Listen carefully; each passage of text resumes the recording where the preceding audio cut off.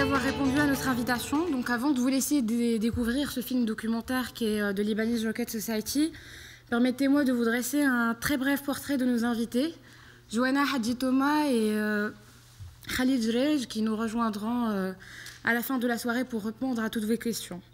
Donc Johanna et Khalid sont toujours décrits comme le couple phare de la nouvelle génération du cinéma libanais. Cinéma qui ne cesse de se renouveler, de jongler avec les genres et créer ses propres codes. Oui, ce cinéma ne cesse de se reconstruire et de s'interroger sur l'identité et la politique du pays du Cèdre. Sans doute, le climat de tension qui règne dans la région ne peut que laisser des traces sur la création. Les films libanais ont ainsi longuement été des portraits de la guerre et de l'absence ardente qui la suit. C'est ainsi que dans Perfect Day, certainement un des longs métrages les plus notables de nos invités, Johanna et Khalid se livrent à un véritable travail de réappropriation de la mémoire et font de la recherche de l'amour et de la figure du père perdu le thème central de leur récit.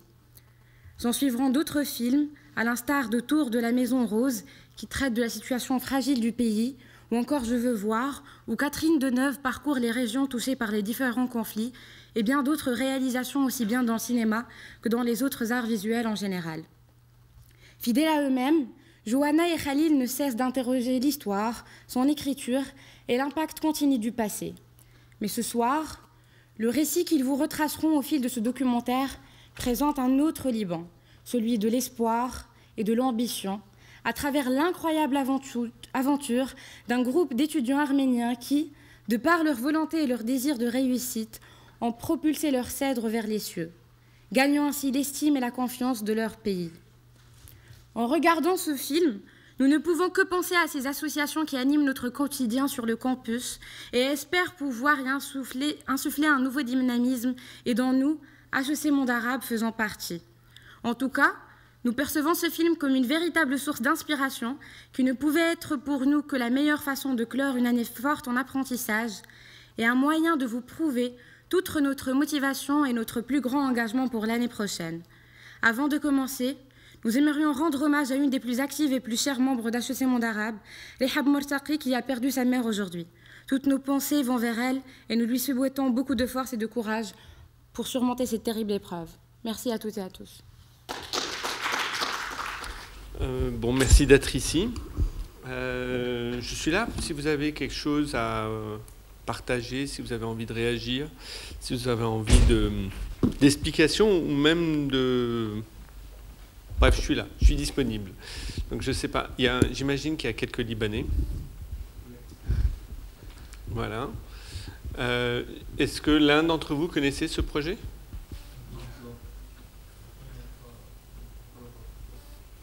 D'accord. Et au début, vous avez pensé que c'était une blague ? Ouais. D'accord. Moi aussi, longtemps. Donc, Vous est venu l'information à propos du projet ? La première fois ? Ouais. La première fois, c'est la sœur de Johanna, qui s'appelle Tania Mhanna, qui a une maison d'édition. Et à l'époque, elle faisait ce qu'on appelait des CD-ROM. Vous êtes un peu trop jeune pour savoir encore ce que c'est qu'un CD-ROM. Mais elle faisait un truc donc un CD-ROM sur l'histoire du Liban. Et elle est venue en nous disant, est-ce que vous aviez entendu parler de ce projet ? Et on ne l'a pas cru, quoi. C'était resté un peu... on a dit ouais. Puis on est tombé sur un livre qui avait été édité par Akram Zardari et la Fondation Arabe pour l'image, où il y avait une photo. Parce qu'après, elle nous avait montré le timbre. Mais un timbre, c'est un dessin. Et un dessin, ça peut être exagéré, ça peut être... et parfois, les timbres, surtout dans notre région, ils s'appropriaient des événements qui n'étaient pas forcément les nôtres. Puis j'ai vu une photo avec Johanna dans le livre qui s'appelait Vehicles de la Fondation Arabe pour l'image, où il y avait une photo de la Sidr 3. Et c'est à partir de là qu'on commence à faire notre recherche. Très vite, on découvre que c'était un projet non militaire. Et ça nous a encouragés dans notre recherche. Mais bon, on a toujours plein de petits cahiers où on met nos idées, etc. C'est véritablement après, en 2009, où on a décidé de mettre une équipe pour faire les recherches. Nous, on a fait les recherches et d'autres personnes nous ont aidés à faire ces recherches-là. À l'époque, c'était assez compliqué pour nous parce on a tourné un film en 2010 et 2011 qui était radicalement différent de ce que vous avez vu là. Un film même où on s'expliquait que si les gens ne se souvenaient pas de ce projet, pour nous, c'était parce qu'il n'y avait pas d'image. Donc on avait fait tout un film très très mélancolique sur l'absence d'image. Et puis, on est tombé sur les images. Donc tout d'un coup, cette explication-là du film tombait à l'eau. Il fallait réfléchir à une autre raison. Et donc on a commencé à réfléchir pourquoi le film... Parce que quand Manoukian nous donne toutes ces archives, véritablement, après, on arrive à trouver les images au Liban aussi. Alors, je ne sais pas si certains d'entre vous connaissent nos autres films. Au moins les Libanais. La Maison Rose, autour de la Maison Rose, ça s'appelle notre premier. Bon, vous étiez tout petit à l'époque. Le dernier s'appelait Je veux voir, avec Catherine Deneuve. Non? Ça non plus? Bon, bref. Dans notre cinéma, il y avait toujours cette idée d'avoir une difficulté à raconter l'histoire contemporaine libanaise, parce que c'est une histoire faite de trous. Ces trous sont dus à notre incapacité à écrire une histoire ensemble, parce qu'il n'y a pas eu de vainqueur de nos guerres civiles, parce qu'il n'y a pas un récit dominant, parce qu'il n'y a pas de linéarité. Et donc, on a très souvent travaillé sur la notion d'état, de sensation, de moment. C'est le premier film qui s'attaque directement à l'histoire, et c'est bizarrement notre premier film linéaire, en tout cas dans la première partie. Mais il y avait un danger qu'on a abordé très très vite, c'est que ça a risqué d'être nostalgique. C'est-à-dire qu'en parlant de cette période-là, et surtout d'un projet comme celui-ci, il y a une expression qui dit « Allah hadik al-iyam », c'est-à-dire les beaux jours et avant c'était mieux. Et il fallait surtout lutter contre cette tendance-là, qui politiquement aussi veut dire beaucoup de choses. Et donc il fallait perpétuer le geste de ces rêveurs, parce que c'était des rêveurs, au présent. Et essayer de réactiver ce rêve à notre manière et au présent. Donc, vous avez remarqué au début du film, quand on tapait Lebanese Rocket Society, on avait un certain genre d'images, et des images qui étaient presque contraires au projet tel que l'avaient rêvé ses membres, et surtout son créateur. Donc il fallait non simplement lui attribuer ça, mais aussi réélargir la possibilité même de comprendre ce projet. C'est-à-dire ce projet ne devait pas être simplement compris comme en 2009 on pouvait comprendre ce projet, mais comme un geste artistique. Et voilà. Je tenais à vous informer qu'un livre vient de sortir qui comporte une série d'entretiens avec les deux réalisateurs aux éditions The Independent, et qu'un autre livre... monographie. Oui, l'autre c'est une monographie. Une monographie, c'est-à-dire qui regroupe toutes les installations et le travail plastique de Lebanese Rocket viennent de sortir, et que vous pouvez donc les consulter et les acquérir. Et si vous pouvez nous expliquer quel est le lien entre votre travail de plasticien et celui de cinéaste, vidéaste? Alors, Johanna et moi, on n'a pas étudié ni le cinéma ni l'art. On vient d'un background différent. À l'origine, Johanna a fait Sciences Po et moi j'ai étudié la philosophie et le droit. Et puis on a décidé de faire ce qu'on avait envie, c'est-à-dire de la littérature. Et quand on a fait de la littérature, on a remarqué qu'en fait, on avait envie de faire autre chose. Et donc on a été poussé à faire des films, mais véritablement en autodidacte, à produire des images, produire des textes, du sens. Et jusqu'aujourd'hui, on se définit encore surtout comme des chercheurs. Alors, je n'ai fait pas ce qu'on appelle une carrière à proprement parler, mais je maintiens les deux médiums présents. Mais c'est le premier film où notre travail plastique rentre dans le projet cinématographique et le transforme. C'est-à-dire un film normal, un film de cinéaste, je dirais, se serait sûrement arrêté avant de faire un geste artistique. Le geste de reproduire, de reconstituer une fusée même si ce n'est qu'une sculpture, est un geste éminemment de plasticien. Pourquoi? Parce que généralement, dans la tradition documentaire, généralement, on n'intervient pas dans le réel, on ne recrée pas des dispositifs comme ça, etc. Donc c'est véritable. Et alors, ne parlons pas de la dernière partie qui est une animation. Ce n'est plus à proprement parler ce qu'on appellerait du documentaire. Un documentariste, sans doute, se serait arrêté à un certain régime d'image. Nous, on a transformé ce régime d'image du fait de notre pratique de plasticien. Alors, très sommairement, la première image que vous voyez dans le film ici, c'est une longue fusée, c'est une reconstitution de la Cedar 4, telle qu'elle était en 1963, mais avec la réflexion de la rue où elle est exposée aujourd'hui, qui est le début de Hamra à Beyrouth, que vous voyez en réflexion. Ça, c'est une installation plastique qui s'appelle l'album du président, où en fait on ne la voit jamais comme ça. Parce qu'après, elle est pliée en 32 facettes, chaque fois différentes, pour présenter à chaque fois l'album que le président de l'album de la Lebanese Rocket Society, qui avait été offert par la Lebanese Rocket Society au président de la République. C'est l'album que vous me voyez feuilleter au moment où on fait la reconstitution sur AutoCAD. Ça, c'est l'album que la Lebanese Rocket Society a offert au président de la République et qui en fait était le premier document. Nous, à sa mort, sa veuve l'a donné à un général de l'armée, on a réussi à le récupérer. Et ça a été le premier élément, première archive importante qu'on a pu avoir, et c'est par elle qu'on a pu reconstituer cet album. Alors ça, c'est une œuvre plastique.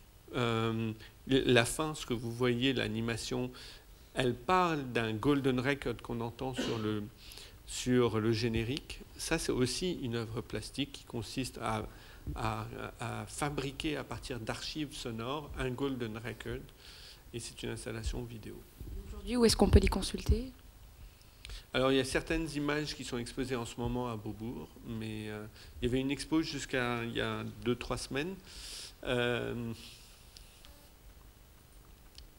Le Golden Record est en ce moment exposé en Australie et la semaine prochaine à Singapour. Mais vous savez ce que vous avez fait. Mais ça a été montré à la Biennale de Lyon, ça a été montré à la Villa Arson, ça a été montré très très souvent. Donc ça circule, mais ça a d'autres temporalités. Ce n'est pas toujours disponible. Juste avant, c'est une question qu'on a dû certainement vous poser plusieurs fois. Pourquoi l'installation que vous avez choisi de faire est blanche en blanc? La fusée. Parce qu'aujourd'hui, on est obligé de travailler sur les modes de production de sens. Les faiseurs d'images aujourd'hui produisent des sens et du sens. Et c'est aujourd'hui le drapeau libanais a une autre connotation que dans les années 60. Il pourrait paraître comme un projet nationaliste. Ce projet-là, même s'il s'appelait Lebanese Rocket Society, même si les fusées s'appelaient CID, n'a été en aucun... en tout cas, ça n'aurait même pas rentré dans la tête comme un projet nationaliste. Pour preuve, ils n'étaient pas libanais, la plupart. Manouk Manoukian a passé 4 ans au Liban, Rempart a passé 4 ans, ils venaient de partout, et bien sûr, ils ont rencontré aussi des Libanais comme Youssef Ouehbe, comme Joseph Sfer, comme Eli Karim, mais qui sont... Ce projet a été rendu possible parce qu'ils se sont retrouvés à un moment dans un endroit comme le Liban. Mais pour eux, c'était pas... L'armée, peut-être, avait un autre dessein, mais ce n'est pas la même chose. Et donc, voilà. Voilà pourquoi nous, aujourd'hui, ce côté blanc, c'était une façon pour nous d'ouvrir sur des phénomènes de projection, de renvoyer aussi à la référence culturelle. C'est une sculpture. Ce n'est pas non plus une reconstitution juste la plus fidèle possible. C'est la plus fidèle possible au niveau de sa forme, mais il y a aussi un déplacement du regard. C'est ce déplacement du regard qui permet de voir autrement. Quelles étaient les réactions dans l'université du Haïgazian et du Liban? C'est très étrange parce que d'abord il fallait remercier le président, le révérend Haïdostian, parce qu'il a eu le courage de faire ça. Alors pour les Libanais qui savent où est l'université, elle est à Antari, au tout début de Hamra. Et ils ont un voisin immédiat qui est le chef d'une milice et d'un parti qui s'appelle Wadi Jumblat. C'est leur voisin immédiat. Donc il n'était pas très content. Il y avait plein. C'était très très compliqué à faire ça. Mais lui, il a tenu bon. Et alors nous, on a transporté cette fusée en février 2011, comme vous voyez dans les journaux. Ce qui est encore plus étonnant, c'est qu'après qu'on ait transporté la fusée, donc nous, on a fait toute une campagne médiatique pour que les gens comprennent bien pourquoi on transporte une fusée et qu'il n'y ait pas de méprise et qu'on ne reçoive pas ou un missile ou une mauvaise interpellation. Et étrangement, cette fusée, après cette sculpture, a été assimilée comme si elle avait toujours été là. Aujourd'hui, vous dites, ah voilà, quand on a sorti le film, il y a 3 mois à Beyrouth, ou 2 mois, je ne sais plus quand c'était, les gens, ah c'est vous qui avez fait cette fusée, mais nous on a toujours cru qu'elle était là. Donc c'est aussi une interrogation sur l'histoire, sur les choses comme ça. Donc voilà. Quelques mains se lever, je vais passer le micro aux autres étudiants qui souhaitent vous parler.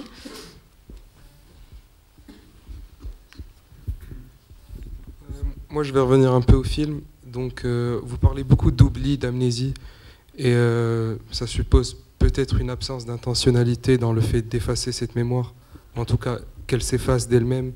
Et je voulais justement vous demander, est-ce qu'il n'y avait pas un déni justement de se passer de cette mémoire, déni qui serait peut-être lié qui renverrait peut-être à un monde arabe qui a régressé ou stagné durant ces dernières décennies. Alors très souvent on a parlé de ce problème de déni, notamment à cause des guerres. Donc on a toujours analysé ce déni ou ces trous du fait d'avoir voulu se confronter à un côté traumatique de la guerre. Ce qui est très étrange avec ce projet-là, c'est que c'est un projet avant les guerres civiles et plutôt un projet bien. Alors c'était encore plus étonnant qu'avec un projet comme ça, il n'est pas survécu. En tout cas, généralement, on est fier de n'importe quoi. Vous avez vu The Voice. L'élimination du jeune Touma était vécue comme une conspiration. D'accord ? Donc, il faut comprendre que n'importe quel élément petit, même petit, est monté en flèche pour qu'on s'y accroche, surtout comme on est un petit pays. Donc, c'était pour nous encore plus étrange. Alors qu'on essaye chaque fois de dire, voilà, regardez ce petit truc, on essaye de faire monter la mayonnaise. Alors que là, il y a une vraie belle idée, un vrai beau projet, et que